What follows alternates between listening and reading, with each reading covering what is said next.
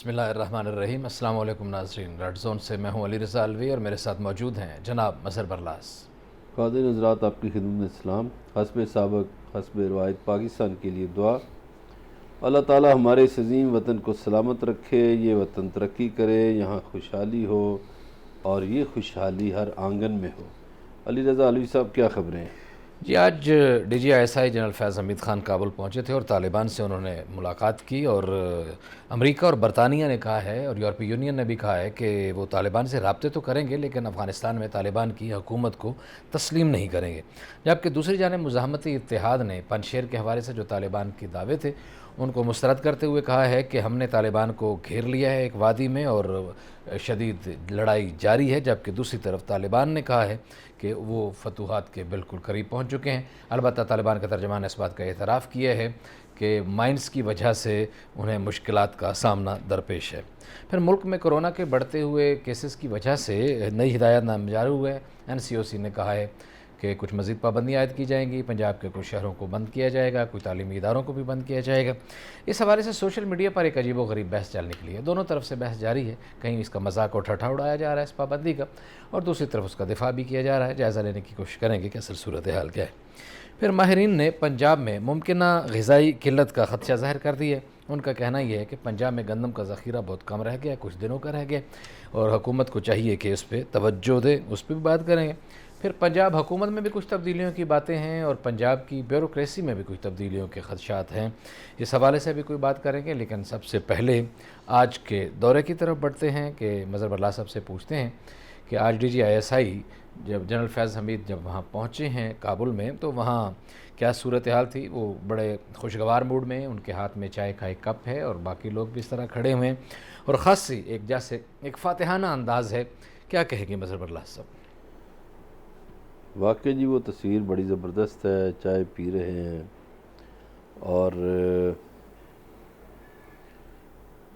چینی ایک سفارتکار نے وہ تصویر لگائی اور فنٹاسٹک ٹی کا ذکر کیا، تو اس چائے کے حوالے سے پاکستان بڑا مشہور ہے۔ ہاں جی، وہ پچھلی چائے بھی وہ ابھی لندن والی چائے بھی ہے، وہ بھی کہتا تھا بڑی فنٹاسٹک ہے، تو یہ بھی آ گئی۔ اور ادھر چائے والا حکمران بھی ہے برطانیہ میں، انڈیا میں تو چائے کا کافی چرچا ہے، اور سری لنکا میں چائے پیدا ہوتی ہے جی، وہاں ان کی بڑی پروڈکشن ہے چائے کے حوالے سے۔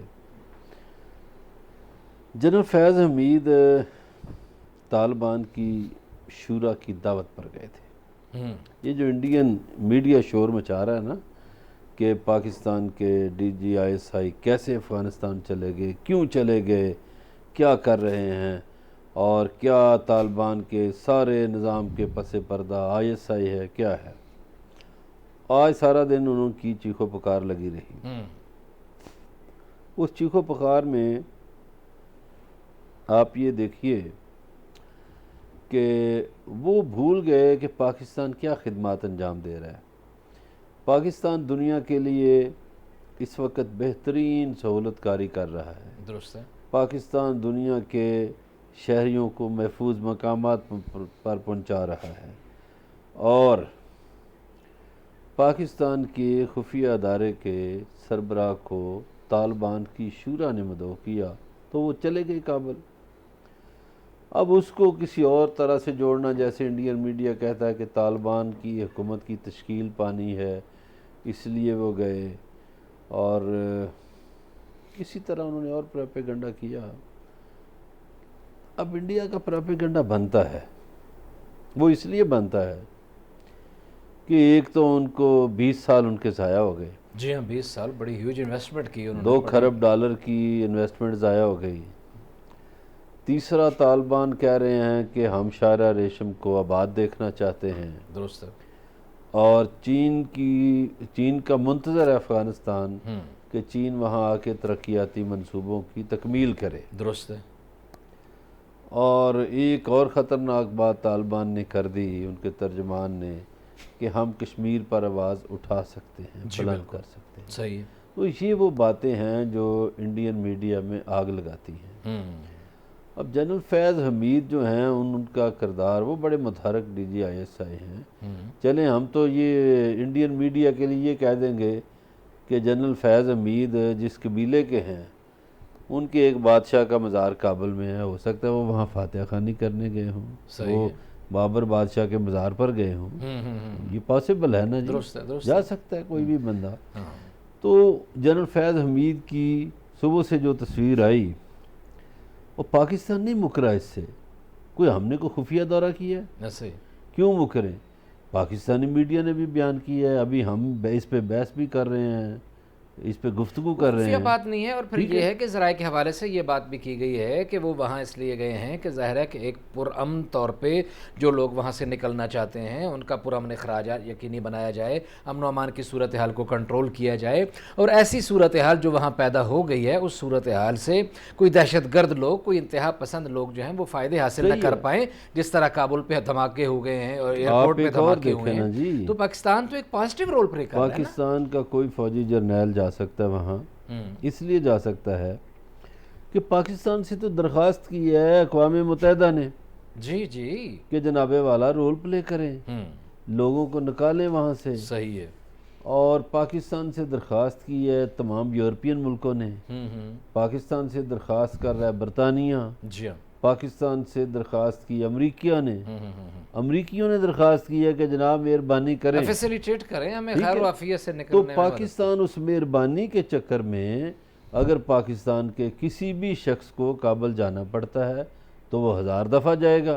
ہم تو دنیا کے امن کے لیے کوشش کر رہے ہیں۔ بہت سارے لوگ جو یہاں آئے ہوئے تھے، رات کو بیلجیم ایئر فورس کا طیارہ لوگوں کو یہاں سے لے کے آگے گیا ہے۔ اقوام متحدہ کی آپ نے بات کی تو ادھر بھی باتیں کر لیتے ہیں۔ آپ کو پتہ ہے اقوام متحدہ نے 13 ستمبر کو افغانستان امدادی کانفرنس کے حوالے سے ایک کانفرنس بلانے کا اعلان کر دیا ہے۔ اچھا، تو یہ کہاں پہ کانفرنس ہو رہی ہے؟ وہ یقیناً اقوام متحدہ کے ہی زیر اثر ہو رہی ہے، تو وہ وہیں ہو رہی ہے نا۔ نہیں، یہ 2 جگہ پہ ہو سکتی ہے نا، یا تو یہ جنیوا میں ہوگی یا پھر نیو یارک میں ہوگی، تو میرا خیال ہے کہ جنیوا میں ہو رہی ہے نا۔ ہاں جی، چونکہ اس طرح کی کانفرنسز جنیوا ہی میں ہوتی ہیں تو اچھی بات ہے۔ دیکھیے، یہ دنیا کو سوچنا چاہیے اور افغانستان کی مدد کرنی چاہیے کہ افغانستان کی مدد کریں امن کے لیے، خوراک کے لیے، ادویات کے لیے، سہولیات کے لیے، درست ہے، تاکہ ایک افغانستان پرامن ملک کے طور پر نظر آ سکے۔ جب افغانستان پرامن ہوگا تو پورا ایشیا پرامن ہوگا۔ یہ ہم نے کیا، ہمارے جو قومی شاعر ہیں، بہت بڑے فلاسفر علامہ اقبال نے 1 صدی پہلے کہہ دیا تھا کہ افغانستان میں اگر امن ہوگا تو دنیا میں امن پرامن ہوگی دنیا، ایسا ہی ہے، ٹھیک ہے۔ بالکل ایسا۔ تو آپ چلے وہ مسلمان فلاسفر صحیح، آپ بھی آپ کے پاس بڑے بڑے فلاسفر ہیں، لیکن جو مشرق کا فلاسفر ہے اس کو بھی مان لیں، اس کی بات آپ سن لیں، اس کی بات مانیں، اور وہ صحیح کہہ رہا ہے کہ اگر افغانستان میں امن ہو تو پورے ایشیا میں، پوری دنیا میں امن ہوگا۔ اسی طرح اس نے کہا تھا کہ اگر تہران جو ہے وہ مشرق کا جنیوا بن جائے جی تو دنیا کے معاملات ہی اور ہو جائیں، جی ہاں، دنیا ترقی کی راہ پر چل پڑے، بالکل صحیح، دنیا انصاف کے رستے پر چل پڑے۔ درست ہے، ابھی تو دنیا میں ناانصافیاں ہو رہی ہیں، ناانصافی ہے، بالکل یہ جو ساری بدامنی ہے اس کے پیچھے ناانصافی ہے، وہ ناانصافی جو عالمی سامراج کر رہے ہیں۔ صحیح ہے، اگر وہ انصاف کریں تو امن ہو، درست ہے، بادامنی دلیل ہے اس بات بنیادی کی۔ وجہ ہے جب کسی کا حقوق سلب ہوں گے، کسی کے ساتھ زیادتی ہوگی اور کوئی اپنی لائن تو شور بپا ہوگا، تو پھر نیچرلی جو محروم طبقات ہیں وہ بات کریں گے۔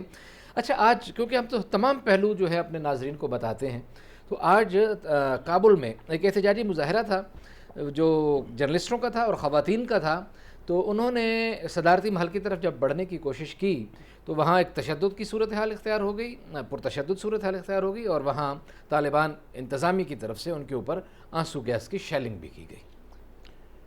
تو وہ کیا مطالبہ کرتے ہیں؟ کوئی اپنی آزادیوں کے حوالے سے، اور ایک اور بڑی عجیب و غریب بات ہو رہی ہے، دلچسپ بات یہ ہو رہی ہے، جو لوگ افغانستان کے اندر کی صورتحال جاننا چاہتے ہیں، وہاں بیک وقت دونوں طرح کے، مظہر برلاس صاحب، جھنڈے بک رہے ہیں۔ امارت اسلامیہ کا، طالبان کا اپنا جھنڈا بھی وہاں بک رہا ہے، اور دوسرے جھنڈے جو افغانستان کا جو اس سے پہلے جو آلریڈی جھنڈا 3 رنگوں والا اور جس کے اوپر لکھا ہوا ہے سارا، تو وہ بھی بک رہا ہے، اور وہ ان کو کوئی روکنے والا کوئی نہیں روک رہا، وہ کہہ رہے ہیں کہ ٹھیک ہے اس معاملے کو چلنے دیجیے۔ دیکھیے امارت اسلامیہ افغانستان کے لوگوں کو یعنی طالبان کو اس چیز پر ضرور غور رکھنا چاہیے کہ اس طرح کے مظاہرے، اس طرح کی تحریکیں امریکی شروع کرواتے ہیں۔ دنیا کے کئی ملکوں میں انہوں نے یہ تحریکیں شروع کروائیں۔ این جی اوز کے نام پر وہ تحریکیں شروع کراتے ہیں، آزادیوں کے نام پر۔ اس میں آپ دیکھیے لیبیا کی مثال لے لیجئے، آپ عراق کی لے لیجئے، آپ شام میں لے لیجئے مثال، آپ مصر میں لے لیجئے، کئی ملکوں میں صحیح کہ اس طرح کی وہ تحریکیں، خاص طور پر مصر میں آپ دیکھیں کہ جب مارشل اللہ تھا تو تب چین نہیں تھا، جمہوریت آ گئی تو پھر جب مرضی کا صدر نہیں آیا تو تب چین نہیں آیا۔ درست ہے۔ اسی طرح لیبیا کی صورتحال ہے۔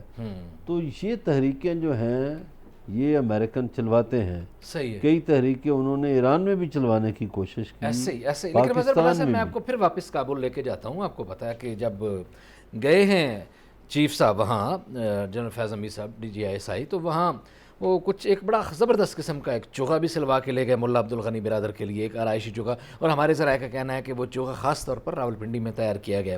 اچھا وہاں جب وہ پہنچے تو آپ کو پتہ ہے وہ کرٹیسزم اور وہ سوالات اور جوابات، تو ان سے کچھ سوال کیا گیا، تو جو ان سے سوال کیا گیا میرا خیال ہے میں انہی کی زبانی سنا دیتا ہوں آپ کو بھی اور ناظرین کو بھی، پھر آپ کا تبصرہ اس پہ لے لیتے ہیں۔ جی DGISI نے جب ان سے سوال کیا گیا ان کے دورہ افغانستان کے حوالے سے، تو انہوں نے کیا کہا، انہی کی زبانی سنیے۔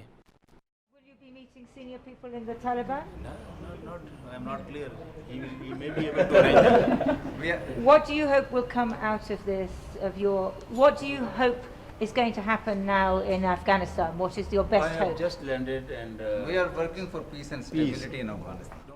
جی اور انہوں نے یہ کہا کہ میں تو ابھی اترا ہوں اور ہماری کوشش ہے امن کے لیے کام کیا جائے۔ جی ہاں، اچھا یہ پاکستان کا موقف ہے، پرانا موقف ہے۔ درست ہے۔ جنرل فیض حمید نے بالکل کوئی نیا موقف نہیں اپنایا۔ وہی بات جو ہم آلریڈی پہلے کر چکے ہیں تھوڑی دیر پہلے۔ اچھا یہی بات ہمارے وزیر اعظم کہتے ہیں، وہ تو کہتے رہے تھے کہ طالبان کو آفس بھی کھول دو، جی ہاں، چونکہ افغانستان میں امن بہت ضروری ہے، خطے کی سلامتی کے لیے امن ضروری ہے۔ اور یہ پاکستان کی اہمیت ہے۔ مظہر بلّہ صاحب میں معافی چاہتا ہوں قطع کرام کہ ابھی یہ جو برطانیہ کا جو آیا ہوا ہے وزیر خارجہ، وہ آرمی چیف سے ملاقات کرتا ہے، وزیر اعظم سے ملاقات کرتا ہے، اور انہی سارے امور کو دیکھنے کے لیے، اور ظاہر پاکستان کی ایک اہمیت مسلمہ کی اہمیت ہے، اور وہ اپنا رول پلے کر رہے ہیں، ڈیو رول۔ اب جو برطانیہ کے وزیر خارجہ ادھر آئے ہیں تو چلیں وہ تو جو باتیں ڈپلومیسی کے تحت ہوتی ہیں وہ کر رہے ہیں، لیکن برطانیہ کے وزیر دفاع نے تو سیدھی بات کر دی ہے۔ جی انہوں نے تو کہا ہے کہ امریکہ مانتا کیوں نہیں ہے کہ وہ ہار گیا ہے اور امریکہ اب سپر پاور نہیں رہا۔ درست ہے، اور یہ سچ ہے کہ امریکہ سپر پاور نہیں رہا، ظاہر ہے سپر پاوریں اس طرح نہیں کرتی۔ اتنے جوتے چھوڑ کے بھاگ جانا، اسلحہ چھوڑ کے بھاگ جانا، تو پھر اس کے بعد کیا پوزیشن رہ گئی؟ اپنے سب سے بڑے دشمن ملک چین کا امریکہ مقروض ہے۔ امریکہ نے 20 سال میں کتنے فوجی اپنے مروائے۔ اچھا مظہر بلّہ صاحب، جو آپ نے فوجیوں کی بات کی، ڈالر کا نقصان کیا، جو فوجی یہاں جنگ لڑتے رہے ہیں اور جنہوں نے وہ آپریشن کیا تھا اسامہ بن لادن کے حوالے سے، جو ان کی گفتگو آئی ہے بڑی جذباتی اور غصے والی اس ساری صورتحال پہ، کہتے ہیں یہی کچھ کرنا تھا تو ہمیں مرواتے رہے ہو۔ یہی ہے نا جی، بہت سے لوگ، علوی صاحب میں ایک تصویر دیکھ رہا تھا، بہت سے ان کے فوجی ایسے ہیں، کسی کی ٹانگ کٹی ہوئی ہے، کسی کا پاؤں کٹا ہوا ہے، کسی کا کوئی اعزاز سلامت نہیں ہے، تو بیچارے زخمی ہیں۔ ایسے ہی تو جن کی دیکھے کسی کی ٹانگ کٹ جائے، اب وہ امریکہ میں اپنے بچوں کے پاس جائے گا، پہلی بات تو یہ ہے کہ ان کا سسٹم ایسا ہے کہ ان کی فیملی نہیں رہی ہوگی، درست ہے۔ وہ ٹوٹ پوٹ کا شکار ہو جائیں گے، اور جب وہ چلیں اگر ہوگی تو جب وہ اپنا زخمی دیکھیں گے بندے کو تو کیا صورتحال ہوگی؟ انہیں افغانستان ہی یاد آئے گا نا، وہ افغانستان کی صورتحال یاد ہاں، آئے گی کہ ہم نے وہاں تو کیا کیا۔ امریکیوں نے بہت لاس کیا، بڑا نقصان ہوا ایک خواہ مخواہ کی جنگ اپنے اور گلے ڈالی۔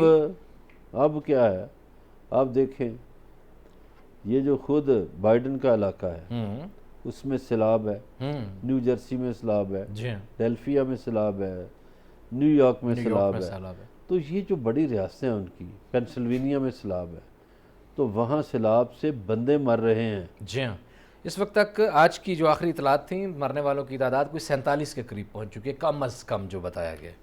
یہ تو وہ ہے نا جو آفیشلی آ گئی سرکاری، جی جی وہ غیر سرکاری تو سینکڑوں مر گئے. جی ہاں، عجیب و غریب صورتحال ہے. بہرحال یہ امریکہ جو ہے وہ یہاں افغانستان سے تو ذلت و رسوائی کے ساتھ پسپا ہو کے بھاگ ہی گیا، وہاں خود بھی ایک عجیب سی صورتحال کا شکار ہے. وہاں سیلابی کیفیت جو ہے، وہاں لوگ بڑے پریشان بھی ہیں، اور بہرحال امدادی کارروائیاں بھی جاری ہیں. بات چیت کا سلسلہ جاری ہے، ہمارے ساتھ رہیے گا. ملتے ہیں ایک بریک کے بعد.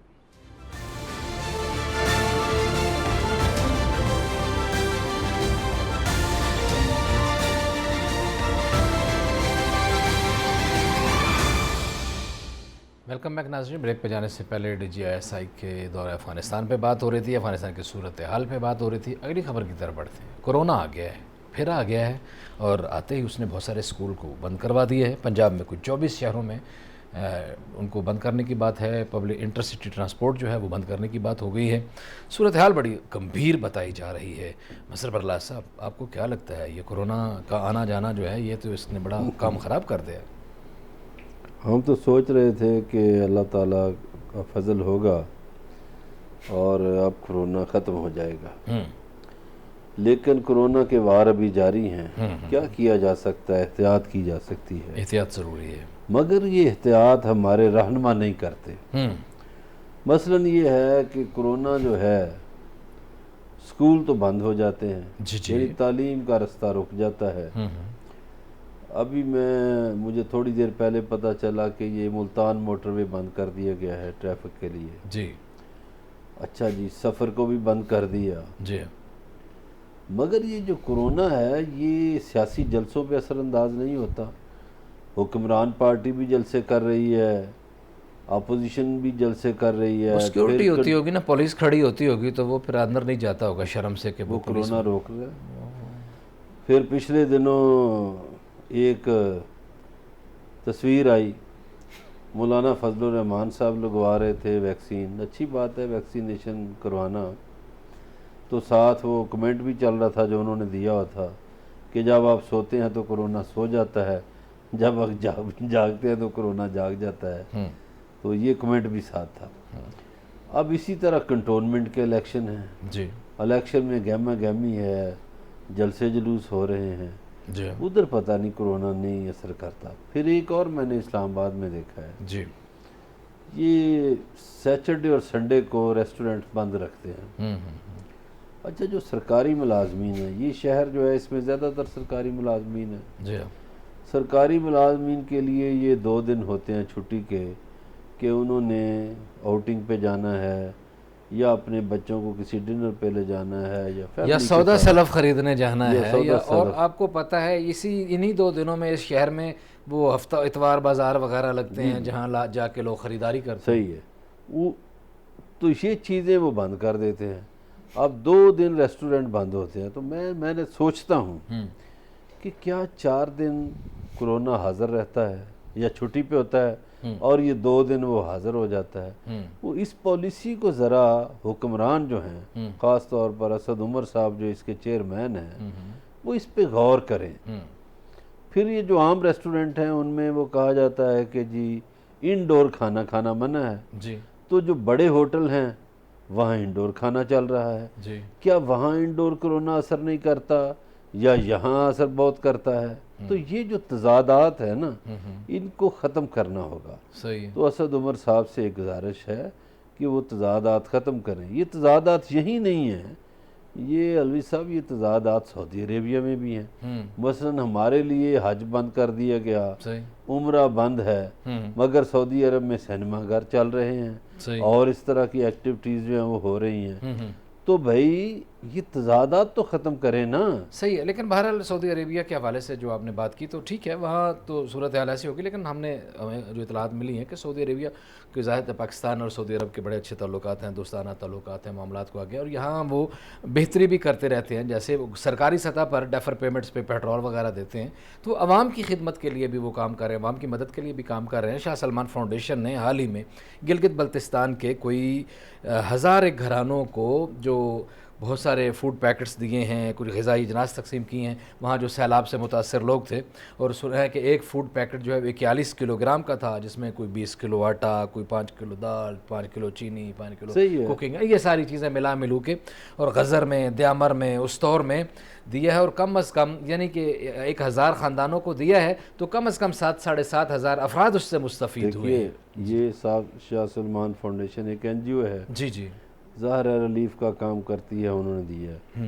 اسی طرح آپ دیکھیں کہ مسلم ہینڈز ہے, جی, تو وہ تو پوری دنیا میں جہاں جہاں مسلمان تکلیف میں ہوتے ہیں, کوئی زلزلہ آئے, کوئی سیلاب آئے, کوئی غربت ہو, وہاں جا کے سید لخت حسنین اور ضیاء النور جو دونوں بھائی بڑا کام کر رہے ہیں, پاکستان میں بڑا کام کر رہے ہیں دونوں. اسی طرح دنیا بھر میں کام کر رہے ہیں. عبدالرزاق ساجد ہیں المصطفیٰ ٹرسٹ والے, وہ پہنچ جاتے ہیں. اسی طرح ہمارے یہاں الخدمت فاؤنڈیشن ہے. ابھی جیسے یہ ڈاکٹر امجد ثاقب کو ایشیا کا نوبل انعام ایک طرح سے ملا ہے, اور وہ ان کی خدمات کے صلے میں کہ وہ تھر کے جو ہندو ہیں وہ انہیں دیوتا ایک طرح سے سمجھتے ہیں, ایسے ہی ہے, ٹھیک ہے, بلا سود جو وہ قرضے دیتے ہیں. تو یہ تو ایک جذبہ ہے ریلیف کا, یہ ہمیں ہمارا مذہب بھی سکھاتا ہے کہ لوگوں کی مدد کریں. اگر سلمان فاؤنڈیشن والے مدد کر رہے ہیں تو اس کا اجر ظاہر ہے, سعودی یہ جو ولی عہد ان کو جا رہا ہے, اور بہتر کام جو ہے اس کو ہمیشہ سراہا جائے گا. بالکل صحیح. لیکن یہ جو میں نے بات کی تھی وہ کی تھی تضادات والی, تضادات بہت زیادہ, وہ تضادات پاکستان میں بھی ہیں. لیکن کورونا کے معاملے میں ایک بات ہے, وہ آپ کے اور ہمارے ایک مشترکہ دوست ہیں, یہ سٹی لیب والے ڈاکٹر جمال ناصر, ان ہمارے پروگرام میں بھی آئے تھے, اور انہوں نے ایک ابھی آرٹیکل لکھا. انہوں نے کہا کہ اس کے نام پہ بڑا کوئی یہ کلیم نہیں کر سکتا, وہ بندہ جو کام اس وائرسز پہ اور ٹیسٹوں پہ کر رہا ہے, وہ کہہ رہا ہے اعداد و شمار کے نام پہ. انہوں نے اس وقت کہا تھا کہ جھوٹ بولا جا رہا ہے لوگوں کے ساتھ. ابھی انہوں نے کہا ہے جان بوجھ کے ڈرایا جا رہا ہے. اس ساری صورتحال سے کوئی ایسی خوفناک صورتحال نہیں ہے, اور ان اعداد و شمار کو اپنی مرضی سے جو ہے وہ آگے بڑھایا جاتا ہے اور کم کیا جاتا ہے. اب یہ ایک سوال پیدا دنیا میں بھی کوئی اب پابندیاں وہ کہہ رہے ہیں ہٹا لی گئی ہیں. یہاں ہم موٹر وے پہ نہیں چڑھ سکتے جناب, یہ نہیں کر سکتے, وہ نہیں کر سکتے, جہاز پہ نہیں چڑھ سکتے. لوگوں کی زندگی جہنم بنا دی ہے انہوں نے. کہ خوف کی لہر سے کون سے نتائج حاصل کرنا چاہتے ہیں, سوال ہے نا. ایسا ہی ہے کہ آپ کسی کو ڈراتے ہیں, اس ڈراوے سے کوئی نتائج حاصل کرنا چاہتے ہوں گے آپ, ایسا ہی, تو وہ نتائج ہی بتا دیں کہ آپ کیا حاصل کرنا چاہتے ہیں. میرا تو صرف یہ مقصد ہے کہ بھائی آپ تضادات نہ اپنائیں, آپ سیدھی سیدھی بات کریں کہ یہ صورتحال ہے, اور یہ جو قانون ہے وہ سب پر لاگو ہوگا. صحیح ہے. اگر شادی پر پابندی ہے, عوامی اجتماع پر پابندی ہے, تو پھر حکمرانوں کا جلسہ بھی نہیں ہونا چاہیے, پھر اپوزیشن پارٹیوں کا, اور اس میں ہمارے سیاستدان زیادہ ذمہ دار ہیں. دیکھیے میں کوئی سیاستدانوں کی کوئی مخالفت برائے مخالفت نہیں کر رہا, صحیح ہے, لیکن سیاستدان چونکہ رہنما ہوتے ہیں, انہیں تو رہنمائی کرنی چاہیے نا, انہیں تو خلاف ورزیاں نہیں کرنی چاہیے. اور ان خلاف ورزیوں میں اپوزیشن بھی شامل ہے, حکمران جماعتیں بھی شامل ہیں. دھڑا دھڑ قسم کے بڑا شانہ اعلیٰ قسم کے جلسے جلوس ہو رہے ہیں, حکومتوں کے بھی, کہیں آج کہیں جلسہ ہے, کہیں جلسہ ہے, پبلک گیدرنگ ہو رہی ہے. وہ جو ابھی کنٹونمنٹ بورڈ والی آپ نے بات, اس کا بڑا مذاق اڑایا ہوا سوشل میڈیا پہ لوگوں نے.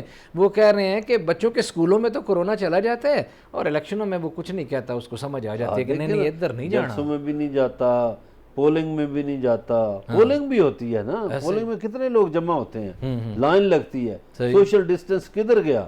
یہ جہازوں والے جو ہیں, جہازوں والوں کی بھی سن لیں, یہ جو کمپنی ہے, جی جی, آپ سفر کریں جائیں, جی, آپ کا ماسک یہاں سے تھوڑا سا ڈھیلا ہوا, وہ فوراً آ جائیں گے ماسک پہنے ماسک پہنے. لیکن سوشل ڈسٹنس کا کوئی خیال نہیں. سوشل ڈسٹنس کا کوئی خیال نہیں ہے. ٹکٹیں 1000 گنا مہنگی کر دی گئی ہیں, 2-2 3-3 گنا مہنگی ہو گئی ہیں. اور اس کے علاوہ ویسے یہ بھی ایک ریکمنڈیشن ہے ہماری یہ جی ٹی وی کی طرف سے اور ریڈ زون کی طرف سے کہ اس پہ بھی کوئی ڈاکٹر تحقیق کر لیں کہ یہ جو ماسک منہ پہ چڑھا دیا ہے یہ جو پھر ہمیں خود پھر اب کھانا پینا پڑتا ہے اور وہ آکسیجن اور کاربن ڈائی آکسائڈ کے جو مسائل ہیں اس سے انسانی زندگی کتنی تباہ ہو رہی ہے. بات چیت کا سلسلہ جاری ہے, ہمارے ساتھ رہیے گا.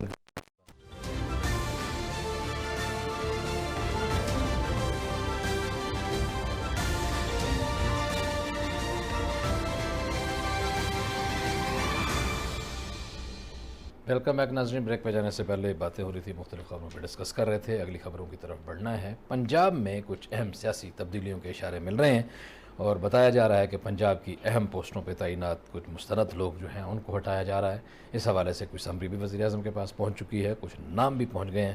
مظہر اللہ صاحب کیا خبر ہے؟ اس میں آپ دیکھیں کہ ایک تو جو جہانگیر ترین گروپ بنا اس میں وہ چوہان صاحب تو وزیر نہیں تھے, وہ جو نذیر چوہان, جی لیکن ان کا جو میرا خیال کام ٹھیک ہو گیا.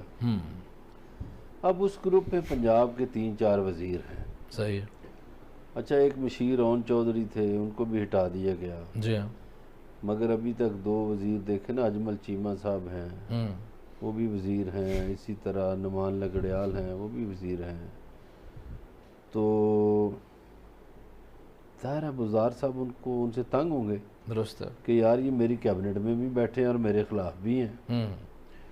اسی طرح کچھ اور وزراء ہیں جن کی کارکردگی سے مطمئن نہیں ہیں. وزیر اعلیٰ پنجاب, اب وزیر اعلیٰ پنجاب کی جو کارکردگی ہے اس سے سوائے وزیر اعظم کے میرے خیال باقی تو کوئی میں مطمئن نہیں. ویسے یہی پوچھنے لگا تھا کہ اگر جان کی امان پاؤں تو جی پوچھوں میں نے پہلے کہ وزیر اعلیٰ پنجاب کے خیال میں کارکردگی کس بلا کا نام ہے؟ وہی تو میں یہ عرض کر رہا ہوں کہ ان کی اپنی کارکردگی پہ سوالیہ نشان ہیں اور ان کی, لیکن وزیر اعظم صاحب کہتے ہیں کہ میڈیا پروجیکشن نہیں کرتا. عثمان بزدار صاحب بڑے بڑے کام کر رہے ہیں, اچھا, بڑے بڑے منصوبے چلا رہے ہیں. تو ہو سکتا ہے بیچارہ میڈیا ہی ہے اس میں ان کے وزراء کا بھی قصور ہو کہ بھئی کیوں نہیں پروجیکشن کرتے, تو وہ میرا خیال تبدیل کریں گے. دوسرا یہ پنجاب میں یہ جو واقعات ہوئے ہیں مختلف, اس میں پولیس کی کارکردگی جو ہے وہ سوالیہ نشان بنی ہے. ٹھیک ہے. پھر قبضہ مافیا کے بھی معاملات ہیں. تو اس میں اب یقیناً پریشر ہوگا وزیر اعلیٰ پہ, تو انہوں نے نام بھیج دیے ہوں گے نئے چیف سیکرٹری کے لیے بھی, نئے آئی جی کے لیے بھی. اب سننے میں ویسے یہ آ رہا ہے کہ ان کے جو پرنسپل سیکرٹری تھے طاہر خورشید, ٹیکے جن کو کہا جاتا ہے, تو ٹیکے صاحب کے ساتھ بڑی بزدار صاحب کی فرینکنس بھی ہے, ایکا بھی ہے, وہ ڈی جی خان میں کمشنر بھی رہے, اور بزدار صاحب کی خواہش ہے, سنا ہے کہ ٹیکے جو ہے وہ چیف سیکرٹری پنجاب بن جائے. اب دیکھیں وہ کس کو بناتے ہیں. اچھا, ان کی خواہش یہ ہے کہ ٹیکے صاحب جو ہے وہ پنجاب کے چیف سیکرٹری بن جائیں تاکہ پنجاب کو ٹھیک ٹیکہ لگایا جا سکے. میرا تو اچھا ٹیکہ ہی لگے گا. اب لیکن ایک آئی جی ہیں, موٹر وے میں تھے آئی جی کلیم امام, تو سید کلیم امام کی خواہش ہے کہ میں پنجاب کا آئی جی بنوں. اسی طرح اور لوگوں کی بھی خواہش ہوگی. صحیح ہے. تو یہ تبدیلیوں کو, چیف سیکرٹری اور آئی جی کو تبدیل ہوئے ویسے بھی کافی عرصہ ہو گیا ہے. تو اتنا عرصہ پنجاب میں جب سے یہ حکومت آئی ہے یہ چیف سیکرٹری اور آئی جی کو بہت جلد تبدیل کرتے ہیں. اس کے علاوہ جو ڈی پی اوز اور ڈی سی اوز اور کمشنر اور آر پی اوز ہیں وہ تو ہر دوسرے تیسرے مہینے تبدیل ہوتے رہتے ہیں. تو ایک تو وہ بیچارے مطمئن نہیں ہو پاتے, افسران بھی غیر مطمئن ہیں, اس لیے کہ ایک افسر کو آپ نے جھنگ میں جا کے ڈی پی او لگا دیا یا ڈی سی او بنا دیا, تو اس کو یہی نہیں پتہ ہوتا کہ میں 2 مہینے بعد یہاں ہوں یا ساہیوال چلا جاؤں یا فیصل آباد یا کدھر چلا جاؤں. ٹھیک ہے. تو افسران میں بھی ایک اضطراب کی کیفیت ہے اور وہ دل جمی سے کام نہیں کر پاتے. بالکل تو آپ ایم پی ایس میں بھی اضطراب کی کیفیت ہے. معافی چاہتا ہوں. پھر ایک آپ کے ان کا بھی کلیم ہے, ندیم افضل چاند کے بھائی گلریز گوندل جو ہیں وہ کہتے ہیں جی ندیم صاحب تو استعفیٰ دے گئے تھے تو اب ان کو وزیر بنایا جائے. اسی طرح کئی اور لوگ ہیں وہ بھی کہتے ہیں وزیر بنایا. ٹیکے صاحب نے اپنا داماد تو فوراً, یہ جو ابھی احسن سلیم بریار جیت کے آیا تھا سیالکوٹ سے, اس کو تو جیت حلف کے فوراً بعد مشیر بنا لیا گیا. تو بہت سے ایم پی ایس کی بھی یہ شکایت ہے کہ جناب ہم تو بڑی بڑی دیر سے جیت کے آئے, 3 سال گزر گئے. ٹھیک ہو گیا. ہم نے ایک پوائنٹ اگلا ڈسکس کرنا ہے. پنجاب میں ماہرین نے کچھ ممکنہ غذائی قلت کی بات کی ہے. وہ کہہ رہے ہیں کہ جناب یہ پنجاب فلور ملز ایسوسی ایشن کے چیئرمین عاصم رضا نے آج ایک پریس کانفرنس کی. ان کا کہنا یہ تھا کہ صوبے میں فوری طور پر گندم کا اجرا کیا جائے. گندم کا ذخیرہ جو ہے وہ چند دنوں کا رہ گیا ہے اور گندم کی تقسیم مساوی بنیادوں پہ کی جائے. یہ بات ان کی درست اس لیے ہے کہ افغانستان سمیت کئی ملکوں میں ہم گندم بھیج رہے ہیں, لیکن یہ ایشو سالو ہو جائے گا اس لیے کہ ان کی پریس کانفرنس سے پہلے حکومت جو ہے وہ آرڈر کر چکی ہے گندم منگوانے کے لیے. صحیح. اب ہم نے تو ان ملکوں کے جو مشکل ترین حالات تھے ان کو مد نظر رکھتے ہوئے اپنی گندم ان کو دی کہ تاکہ انسان بھوکے نہ مرے. پاکستان تو آپ کو پتہ ہے لوگوں کی فلاح کے لیے کام کرتا ہے, پڑوسیوں کا بھی خیال رکھتا ہے. اپنے ملک کے لوگ بے شک بھوک سے مر جائیں. نہیں, اپنے ملک کے لیے بھی گندم آ رہی ہے. اچھا ہو جائے گا بندوبست. مہنگی آ جائے گی نا. ابھی وہ یہی کہہ رہے ہیں جناب کہ 2150 روپے عاصم رضا صاحب اپنا بھی تو بتائیں نا. یہ فلور مل والوں کا میرا منہ نہ کھلوائیں ان کے بارے میں. یہ کیا کتنی کرپشن یہ کرتے ہیں, یہ کسی دن آپ پروگرام رکھے میں ثابت کروں گا کہ یہ کہاں کہاں کرپشن کرتے ہیں اور کس ریٹ پہ لیتے ہیں گندم اور لوگوں کو کس ریٹ پہ دیتے ہیں. صحیح ہے. بہرحال ہم تو عوامی بات کر رہے ہیں کہ لوگوں یہ بھی عوامی بات ہے. 2210 میرے گاؤں کی گندم جو ہے جو میں اپنی مشین پہ گاؤں کی پسواؤں تو 20 روپے کا کلو آٹا ملتا ہے. وہ ان کی مل کا چکر لگاتی ہے تو 70 روپے کا ہو جاتا ہے. اس میں یہ جو عاصم صاحب ہے نا یہ بتائیں کہ یہ 50 روپے فی کلو کس چکر میں کماتے ہیں. ایسے ہی ہے جی. 20 کلو آٹے کا تھیلا اسلام آباد میں 2230 روپے تک پہنچ گیا اور وہ صورتحال جو ہے عجیب و غریب ہے. اور آٹا جو ہے 1150 روپے کسی جگہ پہ, کہیں 1200 روپے ہے. اور یہ اسی طرح اگر صورتحال رہی تو ظاہر ہے کہ لوگوں کے لیے بڑی مشکلات ہیں. آج اتنا ہی. آپ سے ملاقات ہوگی کل. اپنا خیال رکھیے گا. اللہ نگہبان.